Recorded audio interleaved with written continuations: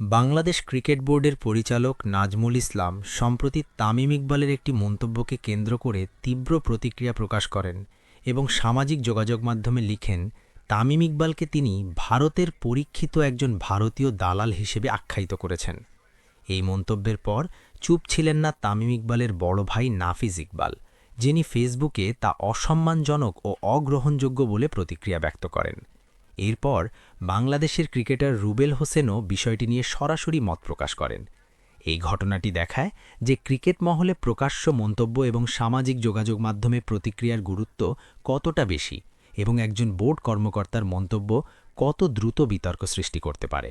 নাজমুল ইসলাম বলেন যে দ্বিমত প্রকাশ ও সমালোচনা করা মানুষের অধিকার, কিন্তু একজন দায়িত্বশীল পদে থাকা অবস্থায় তিনি সেই সীমারেখা উপেক্ষা করেছেন। একজন সিনিয়র ক্রিকেটারের প্রতি ন্যূনতম সম্মান প্রদর্শন না করে তিনি তাকে দেশের জনগণের সামনে নেতিবাচকভাবে উপস্থাপন করেছেন।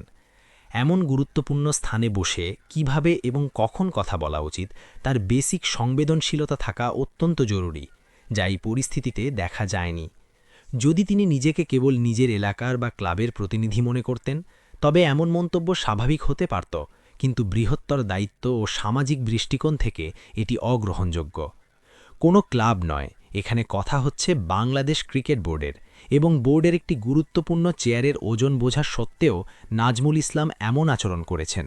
তিনি কোন কোটার মাধ্যমে এত বড় পদে বসেছেন তা স্পষ্ট নয়, তবে এই ধরনের মনোভাব নিয়ে বাংলাদেশ ক্রিকেট কিভাবে এগোবে তা বোধগম্য নয়। বাস্তবতা হল, এই ধরনের কিছু ব্যক্তি বর্তমানে বাংলাদেশ ক্রিকেট বোর্ড পরিচালনা করছে।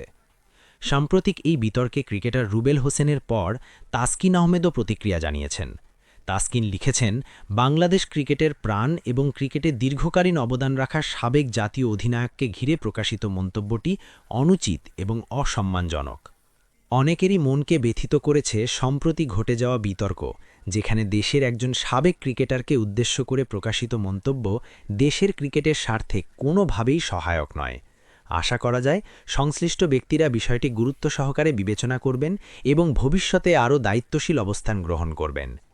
তাসকিন আহমেদের পর সাবেক জাতীয় ক্রিকেটার তাইজুল ইসলামও প্রতিক্রিয়া জানিয়েছেন। তিনি লিখেছেন, সাবেক অধিনায়ক তামিম ইকবাল সম্পর্কে বাংলাদেশ ক্রিকেট বোর্ডের পরিচালক নাজমুল ইসলামের মন্তব্যে তিনি হতবাক। জাতীয় দলের একজন ক্রিকেটারের প্রতি এই ধরনের শব্দচয়ন কেবল রুচিহীনই নয়, এটি পুরোপুরি অগ্রহণযোগ্য এবং আমাদের ক্রিকেটের মান ও ভাবমূর্তির জন্য ক্ষতিকর।